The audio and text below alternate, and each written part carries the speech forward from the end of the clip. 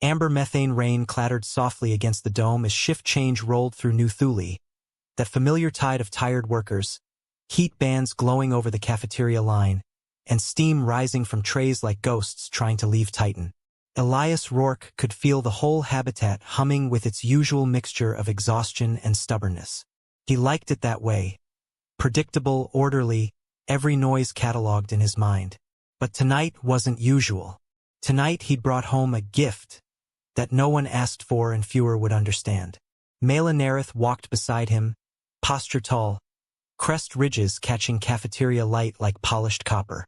She held her duffel the way soldiers hold their dignity. Firm, deliberate, ready to reclaim it at the first safe moment. Her stamped Helios card, "I can cook, I can clean, I can be a mom," was tucked stiffly into her sleeve. Elias wished he could unread the words. She hadn't brought it out.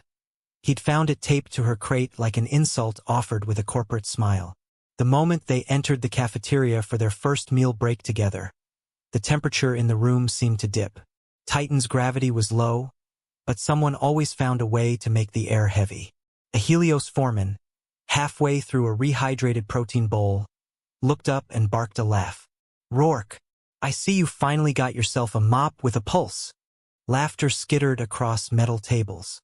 A few workers glanced away, guilt mixed with the survival instinct of keeping their heads down. Mela's jaw didn't clench, didn't twitch. Instead, she lowered her duffel, set it neatly by her feet, and studied the foreman like she was memorizing a recipe and deciding which part needed less salt. Elias felt the old pressure behind his ribs, the place where irritation met helplessness. Safety complaints had earned him this gift. The foreman's words were meant to sting. They did. He didn't raise his voice. He just pointed at the line bottleneck behind the foreman. "We're 8 minutes behind the shift change curve. Comedy's fine, but not on company mealtime. Take your jokes outside." A couple of the younger techs snorted. Someone muttered, "Fair enough." The foreman rolled his eyes but shut up. The cafeteria returned to its steady hum.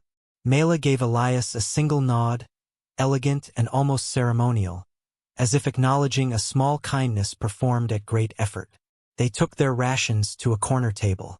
The light above them flickered once, just a blink, but Elias noticed Mela tilt her head. "You heard that?" he asked. "I heard everything," she replied. But that was airflow, not circuitry. Her accent had that smooth VYRN chord edge, meant for diplomacy, not Titan's grit. She lifted her tray, sniffed, frowned slightly at the nutrient block's bitterness. This batch was overtreated. The filter upstream will foul soon. Elias blinked. "You tasted that?" "I can taste chemical imbalance the way you hear pressure differences," she said softly, almost apologetically. "It's just how my people are made. Not a boast.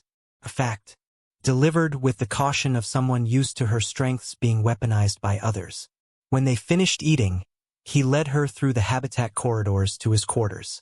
The metal floor was warm underfoot from the recycler stack beneath.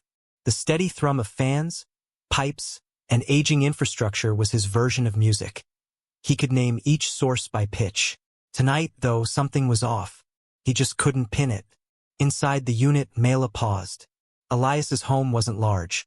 Just a 2-room setup with an industrial sink, a battered workbench, a spare cot, and a cooking nook that looked like it had survived too many shifts and too few repairs.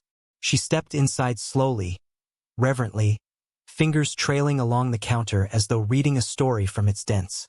"Your CO2 scrubbers undervent at high pan heat," she said. "You feel it." She tapped the counter with 2 fingers.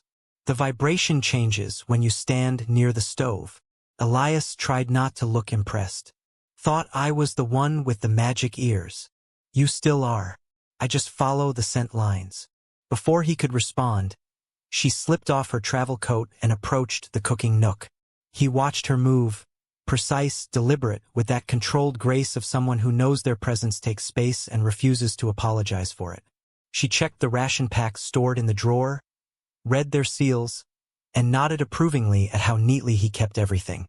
"You organize by use frequency," she said. "Not a question. Compliment." He shrugged. "Habit." Good habit. Without asking, she pulled ingredients: algae protein slab, heat band trays, a pinch of Titan-grown salt crystals. She moved quickly, setting bands to medium, trimming off the bitter edges, using the residual heat in the steam vent to crisp the top. Her hands were steady, elegant, efficient. Within minutes, the cramped kitchen filled with a warm, savory aroma that felt embarrassingly comforting. You didn't have to cook, Elias said. I did, she corrected gently, because that's what the card says. She flipped the protein slab with a chef's precision. But also because you looked like you'd skip dinner to fix something that isn't broken. He didn't deny it. When the meal was done, she handed him a plate and took her own to the corner. Your spare cot? She asked. He gestured to it. You're a guest here. I don't do ownership. Her expression softened. Thank you. Then I'll contribute food credits. Equally. A boundary. A respectful one. He matched it with a nod. The room felt strangely brighter, even though the overhead lighting hadn't changed. Maybe it was the warmth of the food. Maybe it was the quiet acknowledgement passing between two people who weren't looking for companionship but had found unspoken understanding anyway. His console chimed. A Helios message lit up. Safety grievance dismissed. Promotion consideration pending. Cooperation expected. Attached. Custodial bond notice. Domestic support. Sponsor of record. Elias Rourke. Trap set. He rubbed the back of his neck. They bind you to me legally, he murmured, half to himself, half to her. Yes, Mela said calmly, and I will challenge that bond at first opportunity. With your permission. You have it, he said instantly. Her crest lifted a fraction. Respect shown, respect returned. She gathered dishes, ready to wash them, but then froze. Not in fear, attentiveness. Her eyes flicked upward toward the ventilation grid. You hear that? She whispered. Elias listened. He strained past the hum of recyclers, past the groan of Titan's wind, past the whisper of his own breath. Then he caught it. A low, predatory bass buzz vibrating up through the floor plates like a distant threat trying to be polite. That's no air stutter, he said. Mela nodded. Something is probing the habitat. The lights flickered again, longer this time. Elias set his plate down. She moved beside him, posture ready but unpanicked. Welcome to New Thule, he said quietly. Hope you like troubleshooting. Her return smile was small, determined. I can cook. I can clean, she murmured with wry humor. But mostly, I can help. Another flicker. The buzz rumbled deeper. Something was wrong. And it wasn't just the pressure drift. It was bigger. It was coming. And it had just found them. Titan's morning cycle was always a lie. The dome lights shifting from blue to white, pretending there was a sunrise outside instead of a chemical soup of methane rain and indigo storms. Elias Rourke had learned to live with the illusion. After 23 years out here, you took warmth wherever you could find it. Even in lies. Even in Helios meetings. He walked beside Mela through the main corridor toward the charter hearing hall, both of them moving with that half-tired, half-braced posture Titan workers wore when they expected their day to get worse. Mela's crest ridges were smoothed back, ceremonial but subtle. She tied her travel coat around her waist with an elegant knot he suspected was traditional VYRN. The effect made her look composed, regal, and, if he was honest, dangerously conspicuous. Charter hearings always this dramatic? She asked lightly. Elias huffed. Only when Helios wants something. Today, I'm the something. She nodded as if filing that away. She filed everything away. Names, smells, voice tones, chemical traces in recycled water. A living sensor array with a spine full of dignity. He admired it, even as he worried what this place would do to someone like her. As they approached the hearing chamber, the crowd thickened. Techs on break, foreman pretending not to enjoy the spectacle. Elias didn't like being watched. Mela didn't seem to care. She walked with that straight-backed VYRN elegance that seemed designed to irritate insecure men. Inside, the hall smelled of warmed plastic and political tension. Counselor Vask, Helios' favorite lapdog, sat at the front bench with a polished smirk and too perfect hair. He flicked his data slate dramatically. Chief Elias Rourke, Vask announced with the delighted malice of a man who'd practiced the line in the mirror. And his imported mother figure.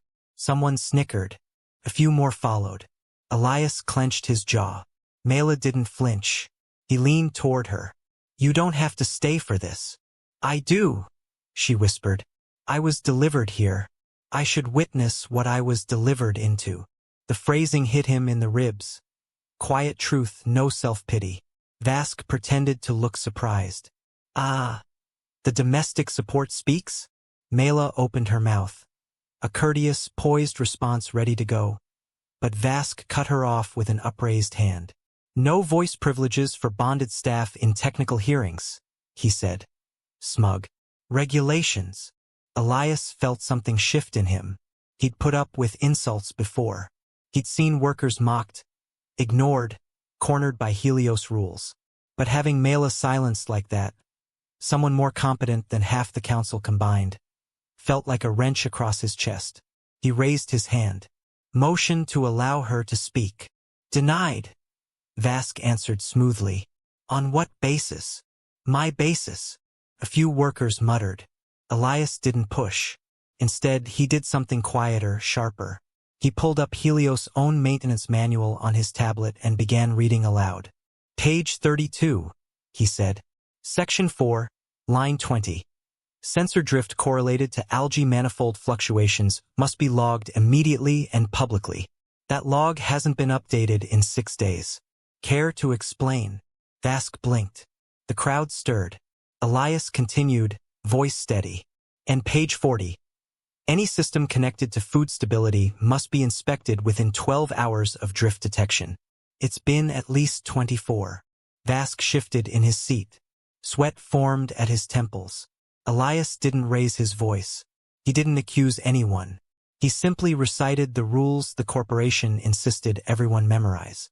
It was the closest thing Titan had to justice. Workers along the hall whispered approval. Even Mela's eyes warmed, pride softening her posture. Vask cleared his throat. Noted. Moving on.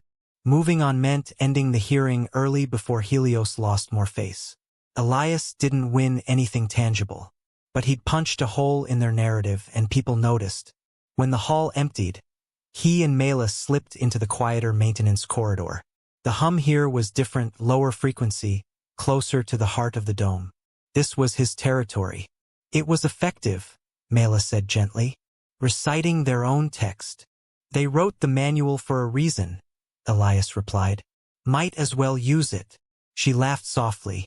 My mother used to say, if someone hands you a knife to control you, cut their illusions with it. Sounds like a smart woman. She is. Opinionated, terrifying, brilliant. Not fond of my life choices. Elias glanced at her. Because you left your house? Mela hesitated, then crouched beside a vent panel. Because I left it loudly. She tapped the panel, listening. Your airflow issue begins here. He knelt beside her.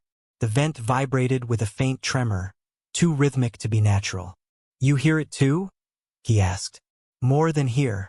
I can taste the chemical imbalance when I breathe in. She inhaled gently, eyes narrowing. The cafeteria reheat bands spike a pattern. It's synchronized with Helios cargo shifts. Meaning someone is spoofing the baseline, she said. Just enough to hide a real drift. He nodded slowly. Sabotage. She turned toward him, amber light from the corridor strip catching in her eyes. You suspected this already. Yesterday's buzz wasn't from the tower, he admitted. I just didn't want to say it until I had proof. Well, she said, gesturing to the vent. We have proof. We just need to show it. Before they could move, Mela took out the dented tin mug she carried everywhere. Her only personal item besides her coat. She poured tea from a small thermos, handed it to him. For your nerves, she said with a subtle smile. You think I'm nervous? He teased lightly. I think you are very skilled at pretending you're not, she said. It is a VYRN compliment. He sipped. It was bitter, warm, grounding. Thanks. Of course. Also, it is not flammable. I checked twice. Elias almost choked. Why would it be flammable? Her smile widened. Your stove protested earlier. They worked the rest of the hour inspecting vents, tracing the vibration pattern, and logging timestamps. By the end, they had a map of where the drift began, and proof that Helios cargo patterns matched the anomalies. Someone wanted the algae tower weakened. Someone wanted the colony desperate. The question was why. When they finished, Elias's tablet pinged with a notice from Helios. Bonus cart awaiting pickup for Chief Rourke. Discretion appreciated. He sighed. Bribery attempt number 9. Mela looked at the notification, then picked up the tablet delicately. You should refuse it. I will. No, she corrected. You should refuse it publicly. He thought for a second, then nodded. Good call. Together they walked the bonus cart, loaded with ration packs, luxury supplements, and a few smug corporate smile chocolates, straight to the communal pantry. For night shift caregivers, Mela wrote on a note, eat well. When workers discovered it, word spread fast. Helios bribe had become a gift from the domestic support and the maintenance chief. That would irritate the corporation beautifully. As they walked back toward Elias's quarters, a soft, almost apologetic alarm chimed through the dome. Only once, almost like it didn't want to be noticed. Elias stopped dead. That wasn't a normal ping. Mela's back straightened. Pressure drift.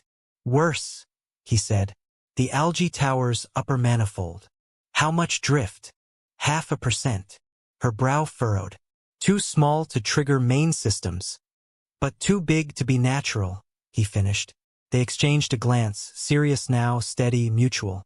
Someone was starving New Thule from the inside. Mela whispered, we need to check it. Now. Elias nodded. They turned down the corridor, boots quick against the metal grating. Just as the dome lights flickered again, longer than before, something was beginning, and this time it wasn't hiding. The methane squall hit earlier than forecast, always a bad sign on Titan, always a sign that something upstream in the weather nets was being throttled, nudged, or outright sabotaged. Elias Rourke felt the dome shudder as if a giant hand were pressing down on New Thule, testing the seams, judging whether humans deserved to stay. The blue-white floodlights outside flickered as the stabilizer pylons groaned, catching gusts that tried to tear them off their mounts. Storm days were loud. Today felt louder. Elias jogged through the maintenance corridor with Mela at his side, both half-running, half-bracing as the habitat swayed. Steam hissed from a pressure release valve somewhere overhead. Far below, methane waves crashed against the supports, sending vibrations through the dome that made the lights stutter like nervous eyelids. At the main maintenance hatch, he slammed his palm on the access pad. Towers showing drift plus anomalous cadence, he panted. Mela tilted her head, listening deeper than he ever could. 3 beats, then a pause, then 1 beat, she murmured. Somebody tried to hide it under storm noise. Sloppy. Sabotage gets sloppy when they're rushed, Elias muttered. The hatch unsealed with a hiss. Inside, the temperature dropped. The maintenance tunnel was a long, narrow tube of reinforced steel, cables running overhead, coolant pipes glowing faintly blue, and emergency lights strobing in warning patterns. It wasn't built for comfort. It was built for survival, for people like Elias who routinely crawled through it at 2 a.m. while others slept. Mela didn't flinch.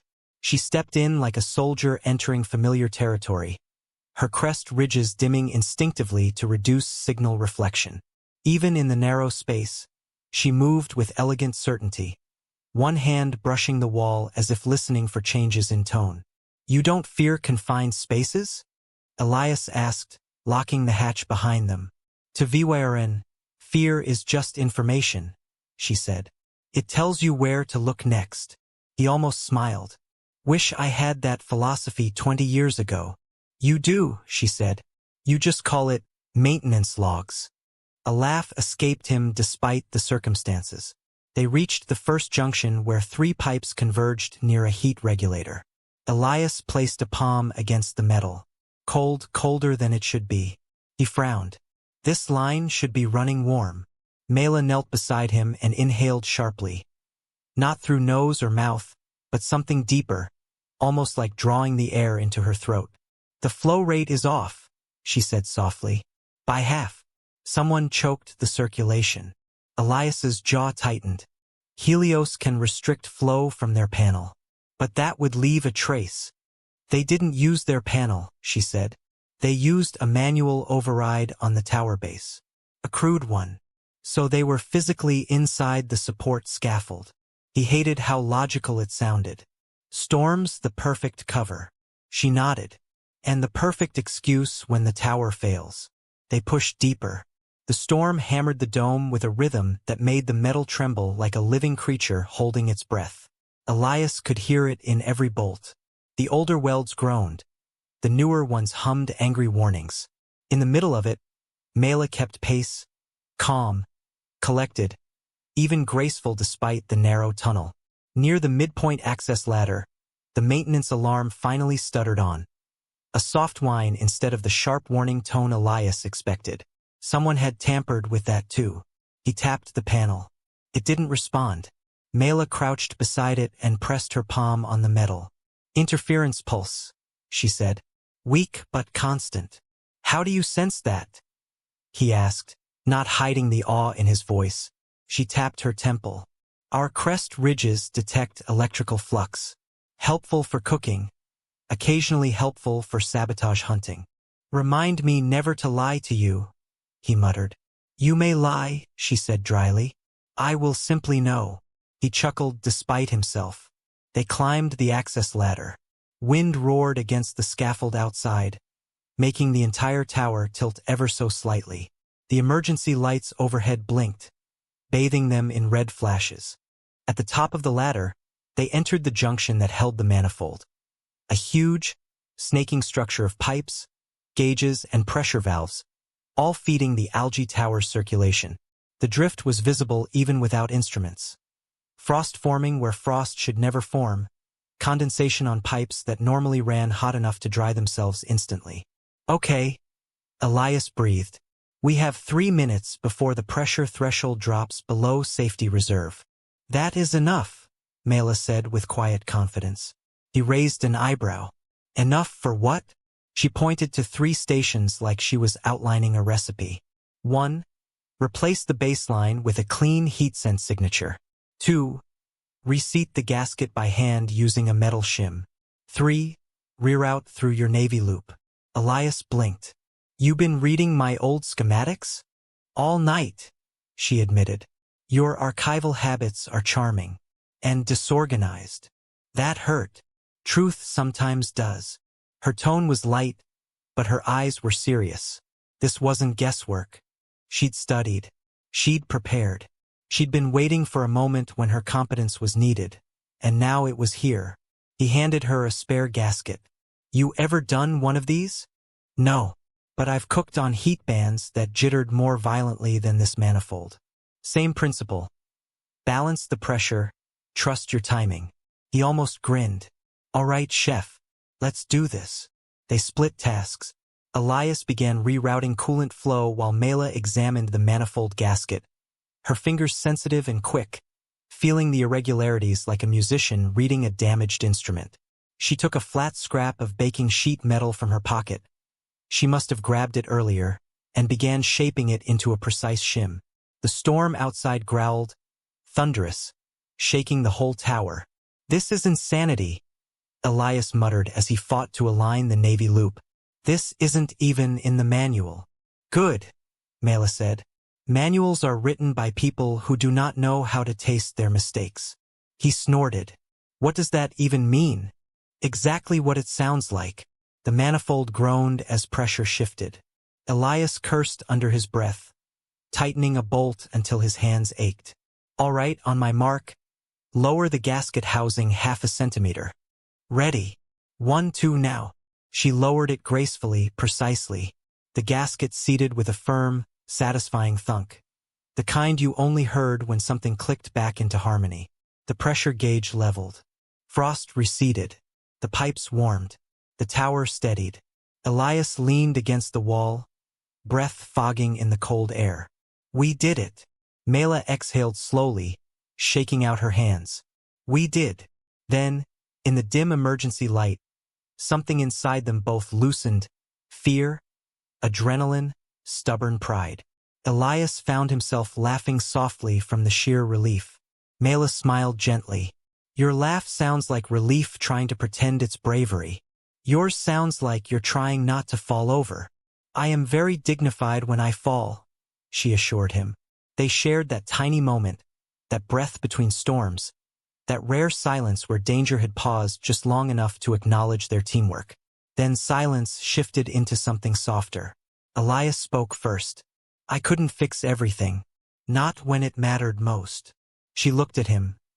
Not at the gauges, not at the pipes, but at him. You are not required to fix the past, she said. Just the piece of the future we are standing in. He swallowed hard. Her smile gentled. And today, you fixed enough. Before he could answer, the emergency panel flickered. A message popped onto Mela's comm. House Nerith recall directive. Return within 1 cycle. Restoration awaits if unencumbered. Elias's stomach dropped at the word. Unencumbered. Mela went still, crest dimming. Another message chimed, this time on Elias's device. Helios priority meeting. Promotion review. Attend within 1 cycle. Cooperation expected. 2 offers. 2 exits. 2 traps. Lightning struck the dome overhead, rattling the scaffold. Mela met Elias's gaze. They want us apart. Yeah, he said quietly. They do. Another tremor shuddered through the pipes. Whatever this was, storm, sabotage, politics, it wasn't finished with them. And the next move would force a choice neither of them was ready for. The storm finally staggered east across Krakenmare, leaving the dome drenched and trembling. But the pressure gauges held steady, thanks to Elias and Mela's frantic teamwork hours earlier. By the time the emergency lights dimmed back to normal brightness, New Thule looked like it had survived a siege. People stumbled out of bunk rooms, rubbing sleep from their eyes, muttering about sabotage, Helios negligence, and the way the wind had howled like it wanted naming rights. Elias didn't have time to rest. No one did, because tonight wasn't just cleanup night, it was community meal night, a tradition Mela had insisted upon. Elias had tried to dissuade her. We nearly got flattened by a tower scaffold 12 hours ago. People can heat their own protein bricks tonight. Mela answered by pulling out spice packets and ration beans like a general unsheathing weapons. If there was ever a night to feed people, it is this one. So the community kitchen, little more than a large room with humming heat bands and dented cookware, came alive. Workers filed in, exhausted but drawn by the scent of Mela's stew. Thick, savory, herbal, and somehow comforting despite having no discernible ingredients known to Earth. Mela moved among the crowd with quiet authority, adjusting heat bands, handing out bowls, murmuring thanks to workers as if she'd lived here for years. Her presence calmed people, stabilized them. Even the most irritable foreman softened under her gaze. Elias kept to the edges, checking vents, listening to every vibration in the walls, feeling for inconsistencies. Ever since they uncovered sabotage in the algae tower, he trusted nothing. Still, the hush that settled over the room was different, peaceful, even warm. Then Helios ruined it. A rep in pristine white corp fatigue strutted in, smiling the brittle smile of someone who thought charm could be force-fed like medication. He lifted his bowl dramatically.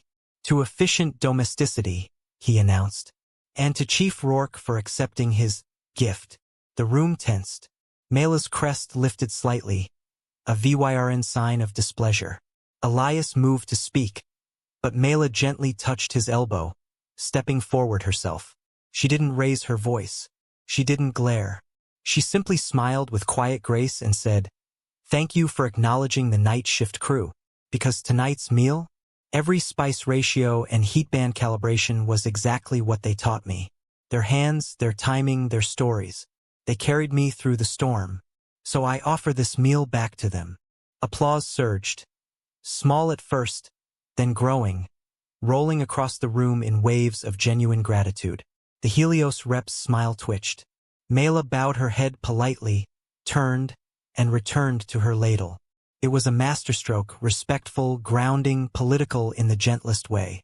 She'd redirected attention away from herself, elevated the workers, and dismissed the Helios rep without ever saying his name. Elias caught her eye and mouthed, "Nice."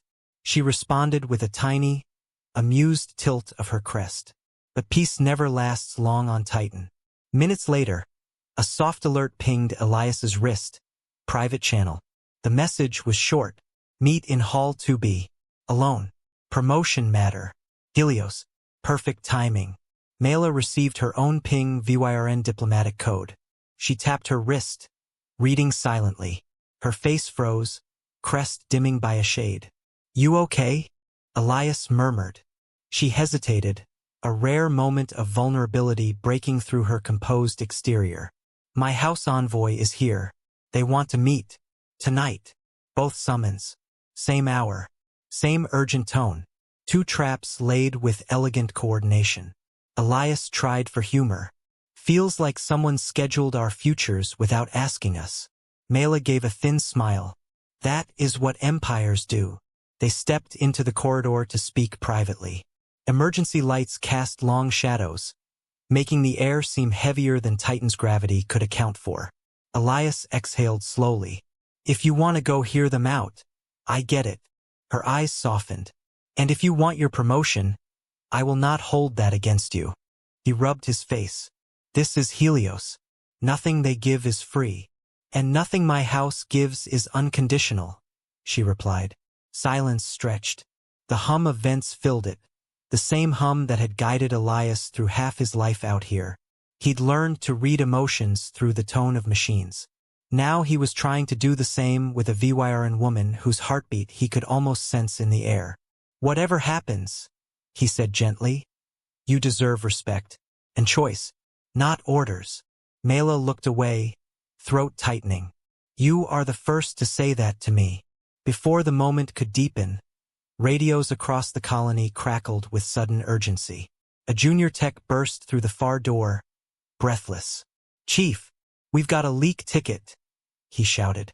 "Cafeteria subpipes, pressure fluctuating. I don't know how to fix it." Elias cursed softly. "Of course it's now." Mela nudged him. "Go.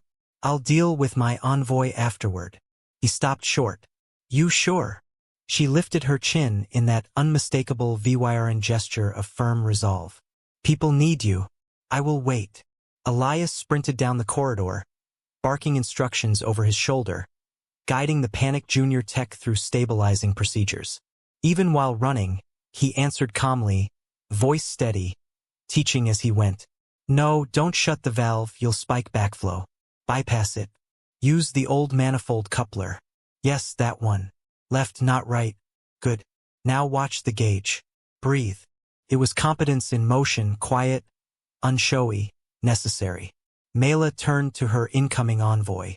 Three figures approached from the direction of the Prospero docking umbilical, VYRN envoys, each wearing ceremonial dark blue with silver crest symbols. The lead envoy, Adio Nerith, bowed respectfully. "Mela of House Nerith," he said, voice smooth and diplomatic. "You look well." She bowed in return, though with less warmth.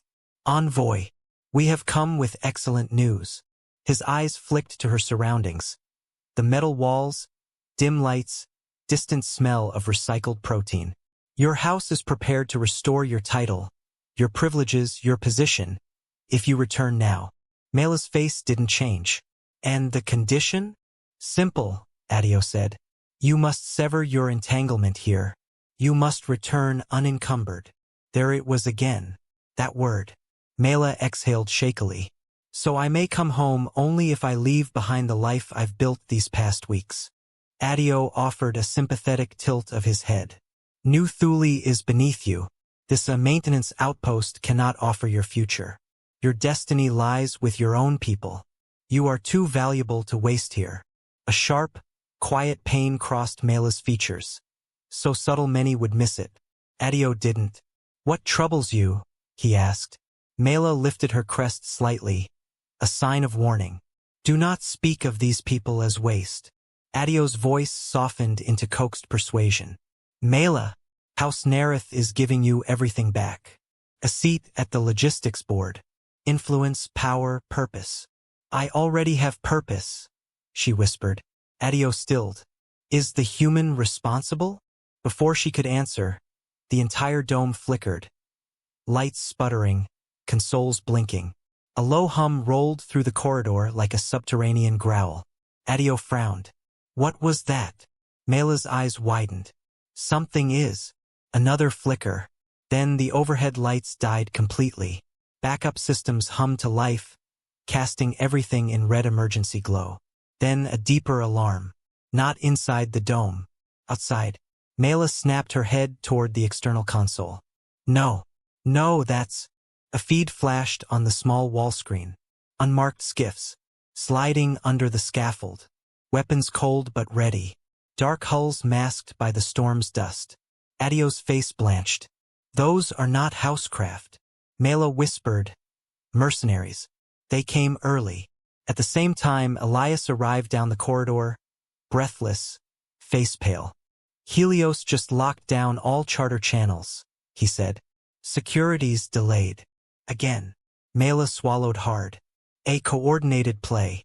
Adio looked between them, horror dawning. Mela, they want to abduct you. And kill him, she added quietly. Because Elias was the one person Helios couldn't bribe, intimidate, or buy. The envoy's expression softened, almost pitying. Then you must come with me now. I can get you out.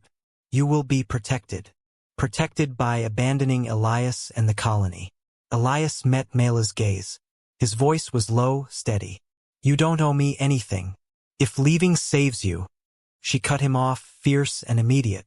And leave the people we just saved to die? He took in her trembling crest, the fear buried under steel. He saw the truth in her eyes. She wasn't scared for herself. She was scared she might have to choose. Adio stepped closer. Mela, please. This is your chance to reclaim your life. Mela whispered. And what life is worth having if I abandon the one I'm building? Elias's heart slammed in his chest. The corridor lights flickered again. A shadow loomed on external cams. Merc skiffs circling like predators. Then the colony's main alarm blared. Breach risk detected. Non-coalition craft approaching. Mela squared her shoulders. Her voice, low and firm, echoed through the corridor. Then we make our stand here. Adio stared at her, stunned, conflicted. Elias inhaled steadily, bracing himself. Mela stepped closer to him. Not touching, not reaching, simply aligning. Side by side. Outside, mercenaries armed and repositioned. Inside, systems grown to life in warning. Adio whispered, This choice will cost you everything. Mela answered, crest glowing faintly like a rising flame. Only the things not worth keeping. A violent thud echoed through the dome as the first skiff anchored its claws into the outer scaffold. Helios had played its hand. Now New Thule would answer. The first impact rattled the entire western strut. Hard enough that dust sifted from the ceiling vents and the lights dipped into a sickly red that made everyone look like ghosts. A second impact followed, heavier, closer, shaking the hallway under Elias's boots. Somewhere above them, metal screamed as claws locked onto the scaffold. Mercenaries didn't knock. They latched. Elias inhaled once, steadying himself. He'd been through hull leaks, pressure crises, and political chokeholds. But something about hearing Merc boots scraping on New Thule's outer lattice triggered a deeper instinct. Protect the colony, protect the people, protect her. Mela stood beside him, eyes bright in the dim emergency glow. Her crest ridges, usually elegant, composed, rose like a warning fan. They're scanning for my signature, she murmured. They'll use the MOM tag in my indenture. Helios embedded it in my file. They're tracking me like cargo. Elias swore under his breath. We can mislead them. We just need to think like Helios and break their expectations. Mela's answering smile was tight, fierce. Good. Breaking expectations is my favorite quiet rebellion. From down the corridor, Adio, the house envoy, paced with growing agitation, cloak swishing sharply with every step. Mela, we must leave. My shuttle can lift under emergency protocols. We can be gone before they breach. No, Mela said, not even turning to him. Yes, Adio insisted. Your house cannot lose you. Not to mercenaries. Not to corporate greed. Not for. His gaze flicked to Elias, and the word he didn't say, him, hung thick in the air. Elias said nothing. He didn't have to. Mela stepped forward, shielding Elias with her body in a gesture so instinctive, so quietly protective, it made his breath catch. You do not get to decide who I value, she said to Adio, voice low but controlled. Outside, the wind howled, and something slammed against the dome. Another skiff anchoring. Alarms flashed. The internal comm crackled alive, a distorted voice slithering through static. Maintenance Chief, hand over the VYRN asset and your life stays yours. You have 60 seconds before we vent this corridor. Mela's crest sharpened. They think violence motivates me. Yeah, Elias muttered. And unfortunately, it motivates me too. He grabbed Mela's arm, not pulling her, but anchoring himself as he turned to Adio. You said you could get her out. Can your shuttle withstand a skiff blockade? Adio stiffened. No. Can your escort defend the colony? No. Then stay out of our way, Elias said. Adio inhaled, insulted, but wisely backed off. Mela turned to Elias. We need a misdirection. He nodded. A thermal signature that mimics you. She blinked. You mean, cook me? Her tone was so flat he almost laughed. Not literally. Your species radiates in the amber range, but ovens running at high bands can mimic that. Her eyes widened with realization. A heat-sent imprint. Exactly. They ran. Emergency lights strobed the corridors as they sprinted toward the communal kitchen. The storm's rhythmic battering outside matched their footsteps. Boom, boom, boom. Like the moon itself was pounding war drums. Inside the kitchen, the night shift had already been evacuated, but steam still clung to the air and the sweet, herb-laden scent of Mela's earlier stew lingered. Elias grabbed 3 heat band trays. We'll overload the bands and program a cyclical pulse that mirrors your resting thermal wave. Mela moved with sudden, intense precision. I'll add a scent marker. My people's pheromone signature carries in low humidity. Mercenaries will follow it. You sure you can craft that in a kitchen? She gave him a sideways look. Elias, I can taste a faulty valve. Trust me. Her hands blurred, extracting oil from spices, distilling it on the pan's edge until a faint, warm note filled the air. Even Elias could detect it, earthy, sharp, unmistakably her. She spread it across the trays, then activated the highest heat band. The kitchen glowed. Perfect, Elias said. They'll think you're here, but they'll breach my module corridor first. That's where Helios routed the MOM tag. Mela frowned. Then that's where they'll kill you. Elias shrugged. Just means we don't let them find me there. He powered up an old maintenance bot, a squat, 3-legged drone with barely functioning servos. He strapped a makeshift crest silhouette onto its top, cut from Mela's discarded travel wrap, and angled a flashlight to simulate her height in shadows. Mela raised an eyebrow. You gave a robot my posture. Your posture is distinctive. Her crest lifted in amused disbelief. I'll take that as a compliment. Wind hammered the dome again. Another thud echoed through the structure, this one sharper, closer. Mela stiffened. They're breaching the west maintenance corridor. Then we move, Elias agreed. They darted into the auxiliary ductway that ran behind the kitchen, a forgotten back route Elias had repurposed years ago during a ventilation emergency. Mela followed without hesitation, trusting his lead completely. As they ran, Elias heard the unmistakable clank of Merc boots hitting the central walkway. The Merc captain's voice echoed through the cramped tunnel, amplified by helmet speakers. Thermal signature acquired. Move in. Secure the asset. Kill the maintenance chief on site. Mela's stride faltered, not from fear but fury. Elias touched her shoulder. Don't. Not yet. They reached the Navy Loop, an ancient maintenance channel no one but Elias remembered, sealed off in records, functional in reality. He'd kept it alive out of stubborn habit. And for the first time in years, that stubbornness was paying off. He pried open the hatch. "Ladies first. Only because we're in a hurry," she whispered.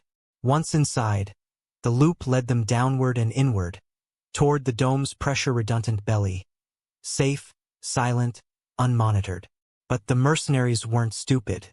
A sudden metallic clang echoed above them. They'd found the oven decoys.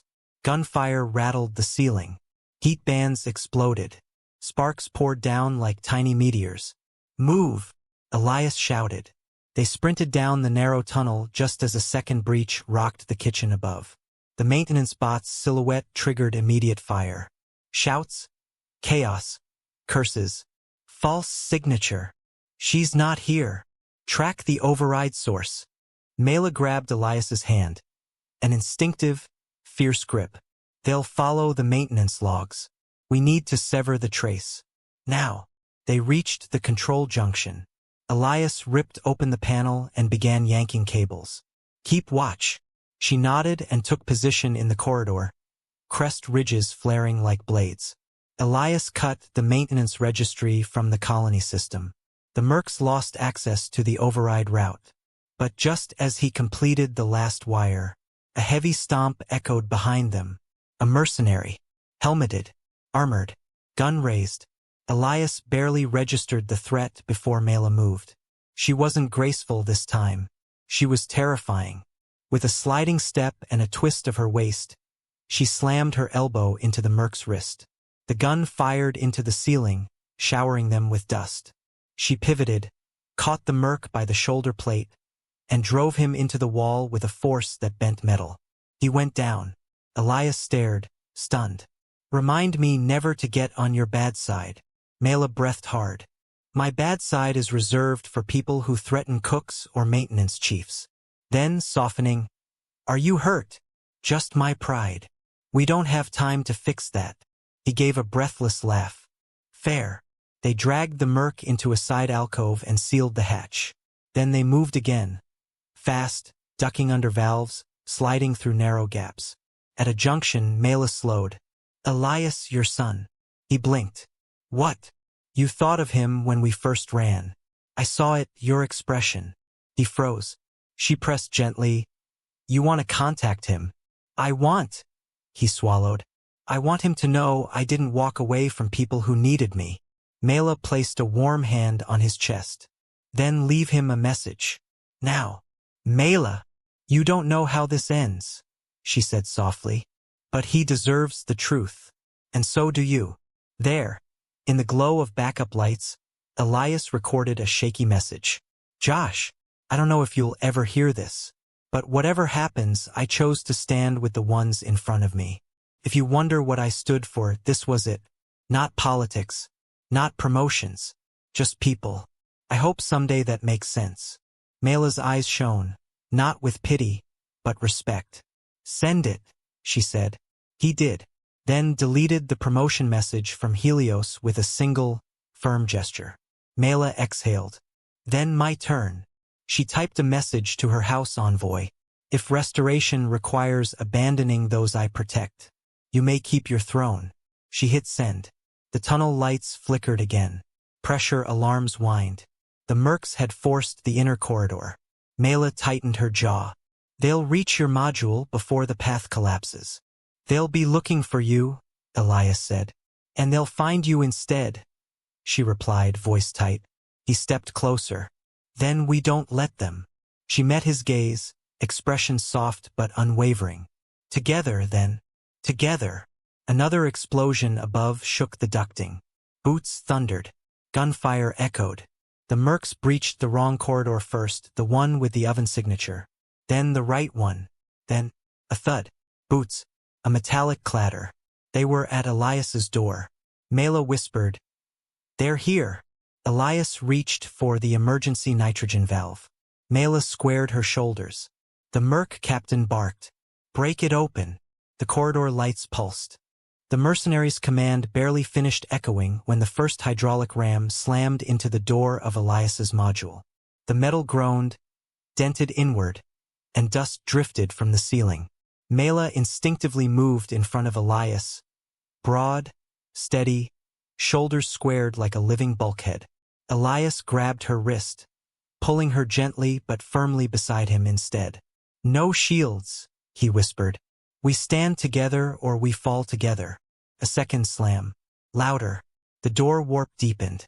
Through the distortion, they could hear the Merc captain's voice. "On breach, neutralize the human. Asset is priority. Move fast, storm's thinning. No witnesses." Elias's pulse hammered, but his hands stayed steady. This wasn't panic. This was the quiet before a repair, the breath before the wrench turned. Mela leaned closer. "They're expecting you to hide. They're expecting me to run." He shook his head. "Then let's give them something unexpected." The module door buckled inward. The locking mechanism shrieked under stress. Elias twisted open the emergency nitrogen valve he'd uncovered earlier in the maintenance loop. A hiss blasted through the vents, the metal piping vibrating under the sudden cold flood.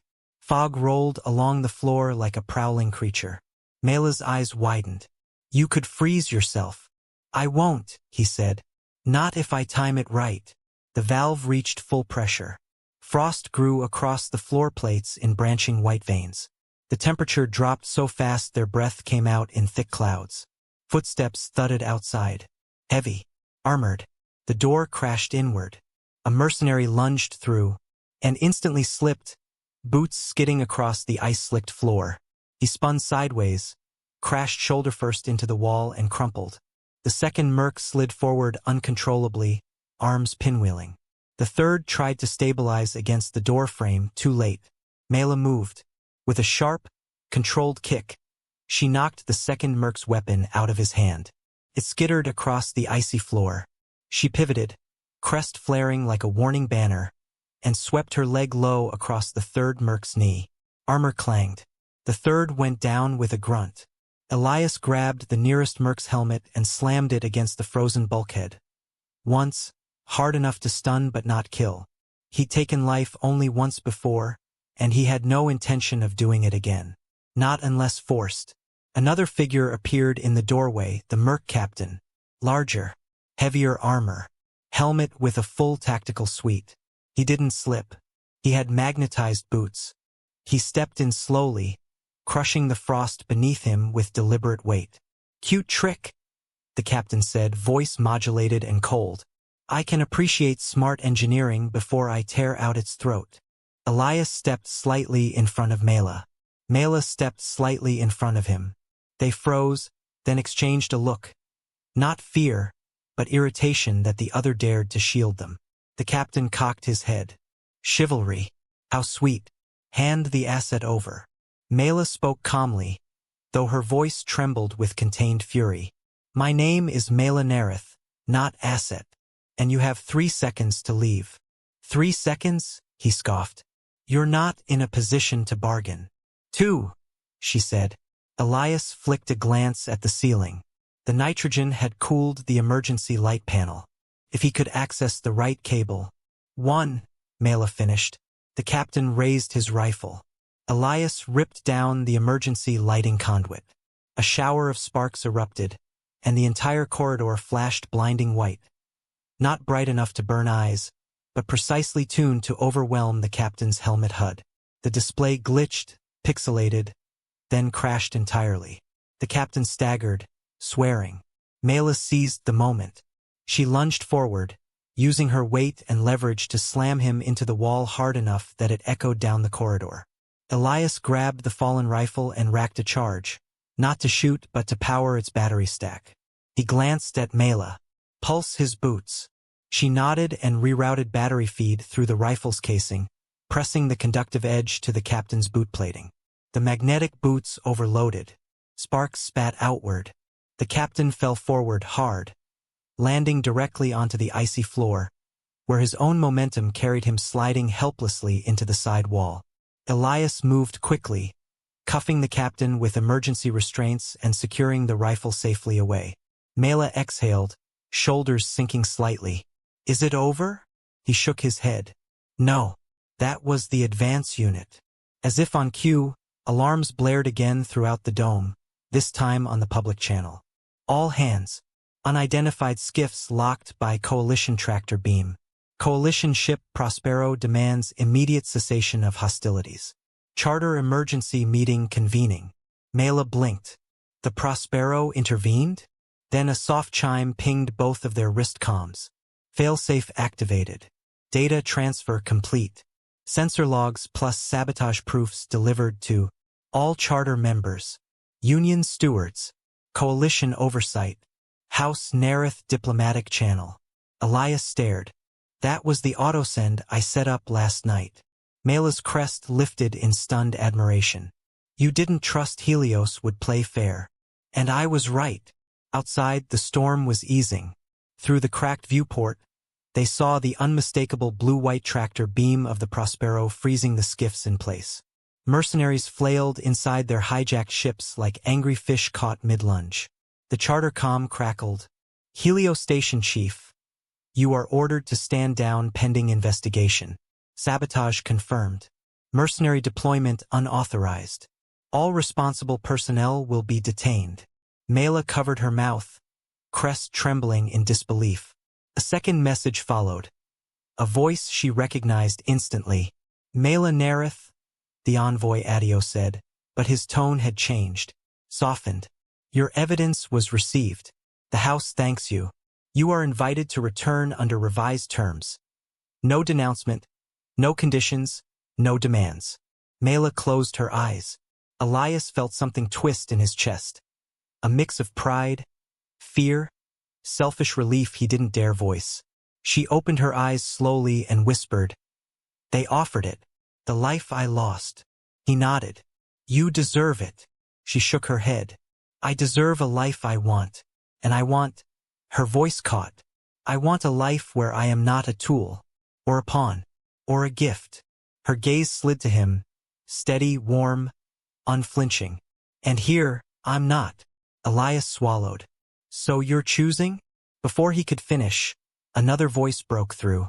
Emergency vote passed, said a charter clerk breathlessly. New Thule will establish a Titan HFY cultural exchange program. Proposed leadership. Mela Nerith and Elias Rourke.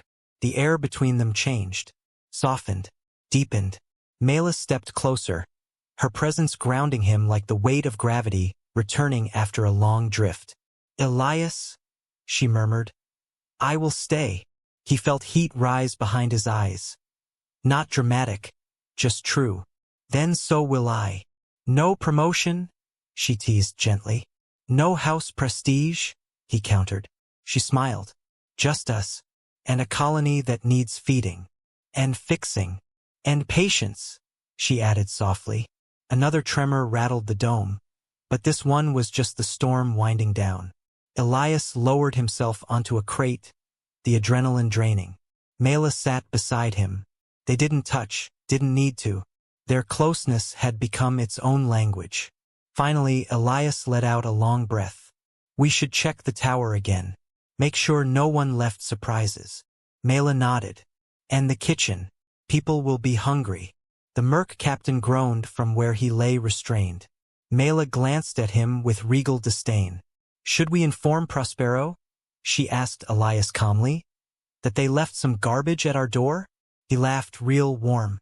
Yeah, let's do that. They stood, side by side, not as bonded worker and sponsor, not as exiled aristocrat and maintenance chief, but as partners in the most important thing Titan had ever given either of them, a choice freely made. Outside, the storm's roar faded into a patient drizzle. Inside, a new rhythm took its place, hope settling into the bones of New Thule like a gentle, persistent heartbeat.